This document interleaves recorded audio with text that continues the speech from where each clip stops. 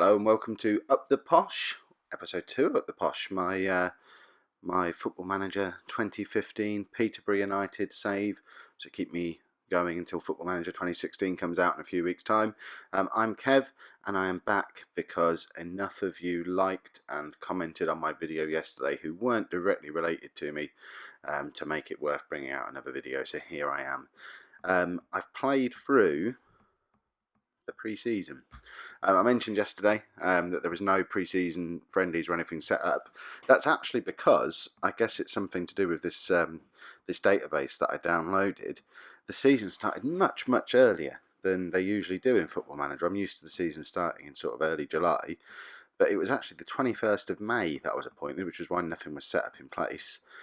So I had a friendly against my under-21s the next day when I guess the players were still fresh from the end of the previous season, and we absolutely smashed them, as we should, I guess. But still, it shows the initial tactic isn't far off where we need to be if we can knock 7 goals in the first time they've played it in that setup.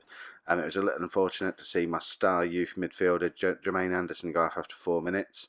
And also the guy who came on to replace him, Erhan Oztema, who came on, scored one, made one, and then went off injured himself. But luckily, because we were so early in the pre-season, they are now both fit and ready for the first game of the season. Or in fact, Oztema still isn't. He's still doubtful. But Anderson is back and ready to go. So I then went about trying to build a squad. Which I'll get to in a little while. If we just look at some of these friendlies, first of all, you can see there are a lot of them. I've actually cancelled 2 of them as well because my pre-season was going on so long that my players were starting to get injured. As you can see, I've picked up quite a few injuries just from playing too many friendlies, and the reason for that is it got to, I think, the 2nd or 3rd of July, and my assistant manager, who was supposed to be arranging friendlies, still hadn't arranged any. So I arranged some of these with some of the local teams, Stamford, Deeping Rangers, Yaxley, plus the home games with Arsenal and Bournemouth, just to hopefully give us something early on to build up a little bit of fitness. The Arsenal one to try and bring in some money, and then Bournemouth because they were the worst big team who we could bring in that would still make us a profit, but give us a chance to have something a little bit confidence boosting going into the new season. And then the next day, my assistant manager booked in a whole load as well, and I didn't really know which ones I wanted to cancel, and quite liked some of the ones they arranged. And in the end, I think, what's that, 1, 2, 3, 4, 5, 6, 7, 8, 9 friendlies. I think we probably played 3 matches too many for the pre-season there, and I've actually had to rest the entire squad for 2 days after the QPR game to try and get them back to fitness for the Chesterfield game, and I'm still not entirely sure they're going to be there. So if we just quickly run through how these friendlies went. The first one, 4-4 draw away to Stamford, was nuts. Although, as you can see from when the goals went in, we actually took a 3-0 lead, and then I took the whole squad off at half-time. And that's when Stamford came back, when it was basically my youth team who were on the pitch, so I'm not too concerned about that. It was encouraging to see Lee Angol pick up a couple of goals, because I mentioned in the last episode that in real life he's banging goals in on a regular basis now, but in the game his stats look a little disappointing, but he seems to be doing okay in pre-season. We played Deeping Rangers a few days later, and he then picked up a hat-trick, so he certainly seemed to be enjoying playing in that lone striker role in the 4-2-3-1 formation that we're playing. And then from then on, the game started coming thick and fast, and I started mixing things up with the squad again. So we're starting to get a little bit of a mix of trialists. We've got Lucas Neal on trial there, Mark Fotheringham, and a couple of younger players coming on, switching the whole squad at half-time. Angol picked up another goal in that game, so I think that brought him to however many, let's see how many games he got over the course of pre-season. It'd help if I pressed the right buttons. So we know he scored a hat-trick against Deeping, so he's actually picked up, does it even tell us on this screen anymore? Where's his form? There we go. I want to see your current form. Where are we? It's been so long since I've tried to look at any pre-season performance, I can't even find where that lives anymore. There we go. So he's got 7 goals in 3 starts in pre-season. He's come on 8 times as a substitute, but as you can see, he's coming on fairly late in the games towards the end, and that's purely to try and conserve his fitness, because he is struggling a little bit from playing so many games in pre-season. But got to be happy with a goal return of 7 goals in 3 starts, or even if you consider him having played 9 games total, to have picked up 7 goals in 9 games is a pretty good return for a very young player who's not yet made his Football League debut. Back into the friendlies, we then had quite a disappointing defeat against Exeter. Again, by this point, we're playing a lot of trialists and youth team players, a youth team striker up front as well, and it really did become more about just trying to build up some fitness in these games against the weaker sides, and then play a stronger team against the bigger clubs. So we played a stronger team against Arsenal. But again, they were all exhausted at half time, so I just switched the whole lot at half time. Encouragingly, we were only losing 1-0 when I pulled the first team and put the reserves on. But then obviously they smashed us at that point. And then a fairly simple run into the start of the season from there. We beat Bishop Stortford 3-1. Again, with a mixture of trialists, loan players and reserves. The first team came out again against Bournemouth and got quite an encouraging 1-1 draw, especially when, again, if we see when the full first team are on, we were winning 1-0 at half time, and then 5 of them went off at half time and the rest went off at the hour mark, and it wasn't until the reserves were on, in fact after we did change the goalkeeper as well, that Bournemouth pulled their goal back to equalise. And bearing in mind they're a Premier League team, so that was quite encouraging as well. The York game I'm kind of discounting because it's then a mix of youth teams, reserves and players who are struggling for fitness again.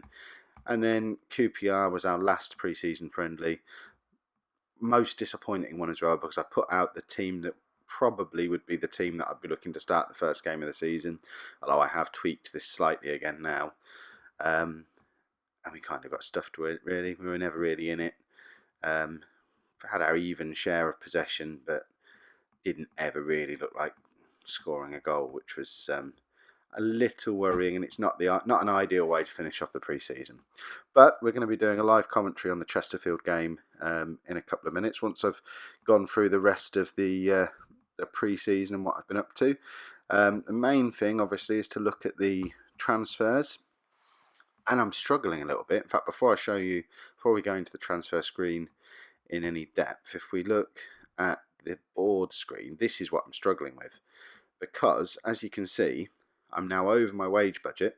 So I've got a wage budget of 58,000, but I'm spending 61.5. I've still got £600,000 left in the transfer budget, but the board aren't letting me convert any of it into wages. So I've signed a few players that we'll go through in a minute, but we're now at a point where I can't bring in anyone in on a free. I can't even loan players anymore if I've got to make any kind of contribution towards their wages, because we just don't have the wage budget for it.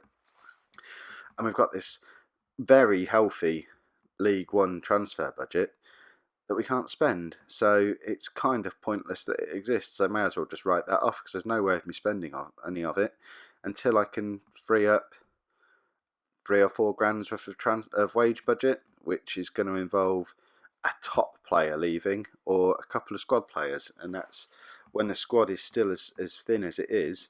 I just don't see where I can let anybody go to try and bring anyone in. So I'm kind of stuck with what I've got probably for most of the season now, unless anyone becomes a superstar and is sold in January. I think this is probably it for the year. So what I've done, mentioned that one of the priorities was bringing in some fullbacks, because we only had 2 at the club, 1 right back, 1 left back. So my first signing was Stephen Darby from, where did he come from? Bradford, I think he came from.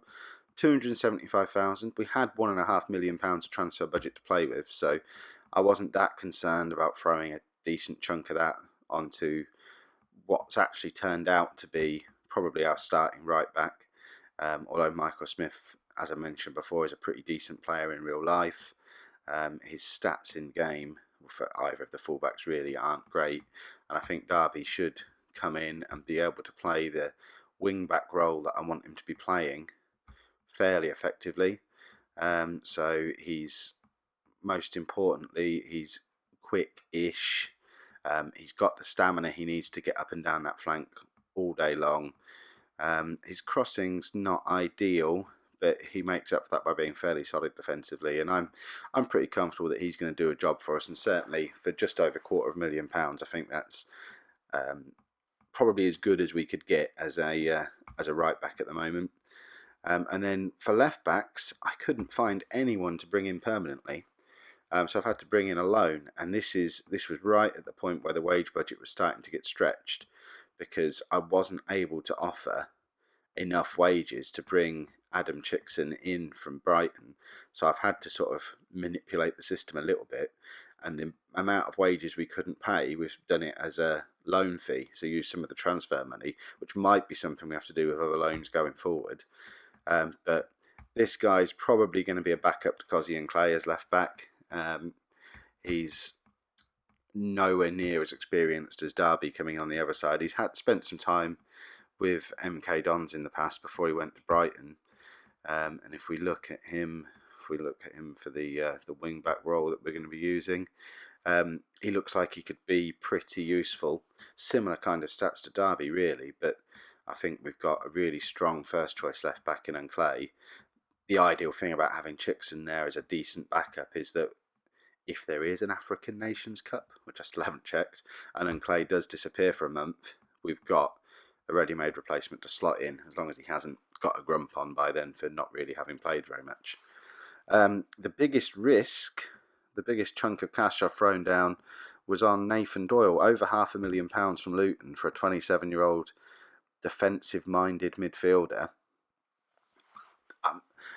I don't like to suggest that I'm already throwing panic buys out there, but we were getting to the point where I was really light on numbers in midfield. Jack Collison is still going to be injured until Christmas, and I really only had Jermaine Anderson to play in that central midfield role. And I was starting to panic. I know it was only the 13th of July, but I was worried that I was going to be playing some really poor midfield players. So we've brought Doyle in, and ridiculously, for a player we've brought in for £500,000, when Collison is fit again, he might not even be a starter, because we've since brought Gary Gardner in on a season-long loan from Aston Villa, who looks like a much better option for that central midfield role. And actually, if Gardner had been if I'd been alerted to Gardner by my scouts back in early July, I probably wouldn't have bought Doyle, certainly for that kind of money.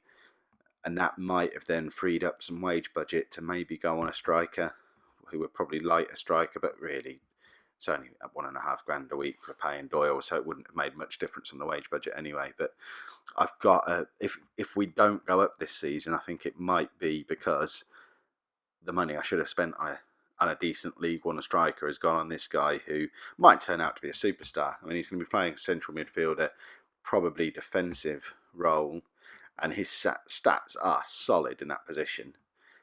He's a strong tackler. He's physical. He's got good mental stats. He's got the stamina to run around all day long. So he's the kind of player you want in that position. And when our other defensive midfielder is an 18-year-old in Jermaine Anderson, who may or may not turn out to be as good as he is in real life, then he's a handy guy to have around. I'm just a little wary of that transfer fee. And we've already mentioned Gary Gardner's come in. He's going to be playing most of the time, I would suggest, as the other central midfielder in a support role,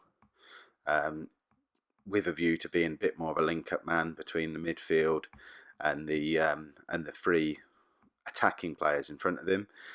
Obviously not as strong defensively as Doyle was, but still plenty of stamina, got some good skills, good mental stats again, and I'm pretty happy that he's going to be quite an effective option in that position. And I think certainly once we get Collison fit again as well, we've got 4 pretty decent central midfield players to rotate around if the season starts to get a bit hectic with Johnson's paint trophy runs and things like that. The other player I bought in, again on a season-long loan, and purely brought this guy in because Southampton didn't want any wage money for him, and he was just too good not to bring in. Paulo Gazzaniga, is that how you say this guy's name? I've seen him knocking around in Football Manager for a long time now, He always sort of crops up here or there. He looked like he played for Gillingham a few years ago before going to Southampton for fairly big money and playing a decent number of Premier League games, considering they've now chucked him out on a season-long loan for no money. He's right up there ability-wise alongside Ben Anick and could give us a proper option for some competition for first-choice goalkeeper. As you can see, his stats are pretty impressive. He's a bit weak on the mental side, which might be why he's not quite cutting it as a Premier League goalkeeper, but very happy to have that guy sat on the bench, and certainly less worried than I was with my backup goalkeeping options, which were a 40-year-old coach who also happened to have hasn't played a game for like 5 years, and a young kid. So yeah, it's nice to have some decent goalkeeping backup. But as I say, that is it. That's all we're going to be able to do unless a big pot of money falls in our laps. And as you can see from that projection we looked at last time, the end of the season we're looking at being over £1.5 million in debt when there's currently £4 million in the bank. So I don't know which of these players are going to be able to sell in the summer or at Christmas to be able to free up some more money. It really hammers home the fact that it's got to be promotion this season. Which brings us to today. First league game, which is against Chesterfield at home. As I mentioned before, I'm going for a 4-2-3-1 formation. The team is pretty much picking itself. The only real decisions I had to make were who was going to go in goal out of Anick and Gazaniga. Got to go with Ben Anick purely for experience. Although really in Football Manager, I guess he is making his debut, as are most of this team. But he's just that little bit older, a little bit more experienced, and just slightly got the edge at the moment. But he's certainly going to be given a run for his money as the season goes on. Got new guy Stephen Darby at right back, Cosy and Clay at left back. Full-backs, I'm pretty happy they're as good as we're going to get. I'm a little bit concerned about centre-back. Gabby Zaquani's a good League One player in Football Manager. But the guy who I would be playing alongside him, Jack Baldwin, is still recovering from an injury. He's down here, so Jack Baldwin is not going to be fit for another week or so when he returns to full fitness and gets training again. He's been out for a long time with a cruciate ligament injury. And the other option would have been Michael Bostwick, who's picked up a pre-season injury. And he's got a groin strain and he's going to be out for another couple of weeks. So that's leaving us with the choice of playing Alex Davey, a young loanee from Chelsea, or Sean Brisley, who would have been on the transfer list if it wasn't for the fact that we are down to bare bones. And it shows just how thin this squad is, that there's a guy who, when I first looked at the squad, I was kind of thinking he might be a way to free up some wage budget. He's on £2,500 a week and isn't a great looking player. He's only 5th best centre back at the club apparently. But when you've got two of them injured and one of them's a young loanee who's completely untried, that makes him starter for the first game of the season. And yeah, we need to get those other two fit again, so I could potentially ship him out somewhere, free up some wage budget, and maybe bring in that much needed striker. Midfield. The big decision in midfield, Gardner was always going to play. The decision was between Anderson and Doyle. I've gone for Anderson just because I really like him in real life. It's nothing more than that at the moment, although I've spent £500,000 on Doyle. I imagine those two are going to rotate quite a lot as the season goes on.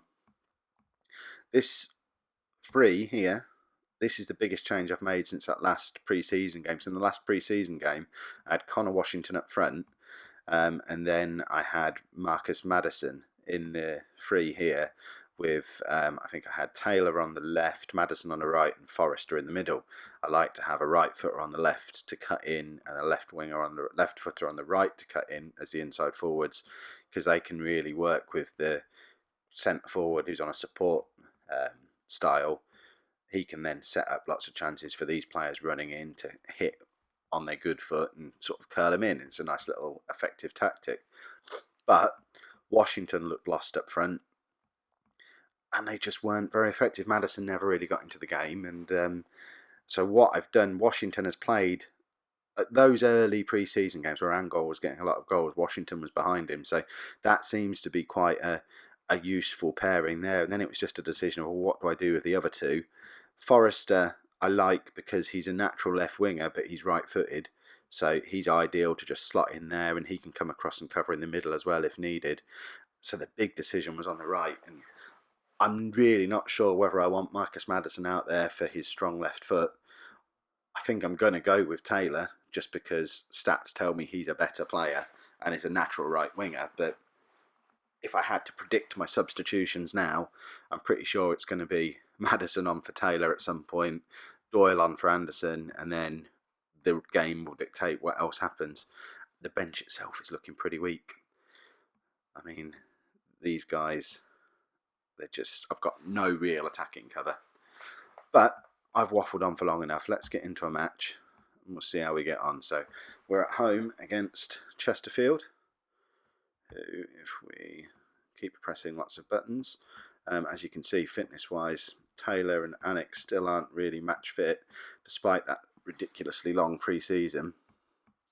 Yes, we'll give him a squad number. So that's Gary Gardner. There you go, you can have number 26. And we are the slight favourites against Chesterfield, who I guess are newly promoted, are they? I'm not sure if they are in this version of the database. There you go, we're favourites, we're at home, we've had a good-ish pre-season. I don't really see that we have sprung surprises. I'm not sure who it thinks we've dropped, who is a surprise. So that's worrying. Which of these players, I suppose it's Doyle maybe, is the obvious one who should be in the team, maybe Maddison. But let's see how we get on now. They're playing a similar formation to ours that could well counter our attacking three there with the holding player and the 4 across midfield. So we've got the potential to be massively outnumbered in the midfield. But hopefully we can leave their striker nice and isolated, although Lee Novak, he has the potential to score a lot of goals in Football Manager. Right, let's get Gary Breen to apply his advice to opposition. We've got Team Talk set to automatic because I hate doing it. We're going to go for it. Let's see how we get on. So, don't give Brisley the ball, that worries me. Oh, there you go, Angol's not been muscled off the ball yet. See there, straight away, Taylor's telling me, yeah, I don't really want to play. You should have played Marcus Maddison out there, so I'm just going to not do anything effective at all. It's all just ticking along nicely. One nice thing I've noticed in the pre-season friendlies is how we seem to be creating a lot more passes than all the oppositions. We were actually pretty much on this pass count, a pass for pass with Arsenal in the game we played against them, which was amazing. But as shown by the fact we've not got a decent striker, we're having all this possession, we're knocking the ball around nicely, and we're just not getting any goals. With 26 minutes now, I think we've had 2 highlights, have we? Neither of them particularly threatening. We've only had 2 shots. Chesterfield aren't creating anything, but we've got all the ball, and we're not creating anything either. That being said, there you go. Taylor tucks it in. He's now saying, actually, you should have played me ahead of Maddison after all. That bit at the front, that was just me winding you up a bit, because, you know, I'm the man. Play me there from now on. So let's look at that replay. And Clay whipping it in from the left. Angle misses it completely, but Taylor's there to tuck it away. That's what I mean about those inside forwards coming in from wide. It stops the lone striker being really isolated because you've got the wide players constantly tucking in to almost make it 3, sometimes even 4 up front when you're really pushing against the opposition. So let's get another one of these corners whipped in. Taylor again. He's he must have heard my pre-match analysis and know his there's a question mark next to his name on the team sheet because he seems to be playing out of his skin. Right, how are we doing? Things are going well. Could be doing a bit better. Yeah, like that. Forrester doesn't like it, but I'm sure I'll live. Yeah, let's just get on with the second half. I'd be happy with things just ending here. I'm still worried about the attacking situation. We're dominating the game, but not creating anything. We've made 250 passes in that first half, over a 70% success rate, and that's insane for a mid-table-ish League One side. But there you go, we've scored another goal. Connor Washington, again from a corner. I hope I've not stumbled across a corner glitch, or I'll try and unglitch that. I don't want to score all my goals from... Was the first one from a corner? It was from a cross, wasn't it? That's fine. We won't worry about that too much. Oh, and then we've got another one. This is getting good now. There you go. Leanne goal, repaying my faith in letting the youngster play on his Football League debut. Washington whipping it in, knockdown from Taylor, and Angol tucks it away. You can't really hope for a better team goal than that in the formation that we're playing. Right, we'll let things tick on for a little bit longer. I'm going to make some substitutes in a minute. I think 3-0 up after an hour. This is the time to start resting some of those players who weren't quite ready for the season to start, especially as we've got a big game next weekend against Sheffield United, which I'm also going to live com. But there you go, we've got 20 minutes left. Let's make some substitutions. Right, what are we going to do? Forrester was grumpy at half time. I think Forrester can probably be the one who makes way for Maddison to come on. But then what I'm going to do is I'm going to switch Maddison and Taylor over so that we've got the left foot on the right and the right foot on the left, like I was saying before. I want to bring Doyle on. I'm actually going to bring him on for Gardner, because Gardner doesn't seem to be really with it yet. He's struggling a bit for fitness. His rating is much lower than Anderson's, so we'll have him on there. I'm actually going to switch them over because Doyle is really solid defensively and Anderson's got the potential to play almost as an attacking midfielder when you nose through his stats. I think that'll probably do me for now.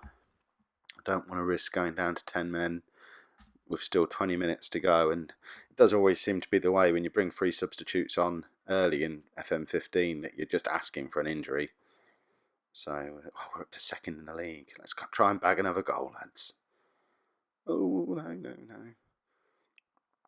These stats are starting to look nice for us now. We don't seem to be stringing the passes together quite as effectively in this second half, and the possession's dropping slightly, but we've had 2 clear-cut chances and scored 3 goals, so you can't really complain with that, especially when I was moaning before the start that the strikers might be a weakness.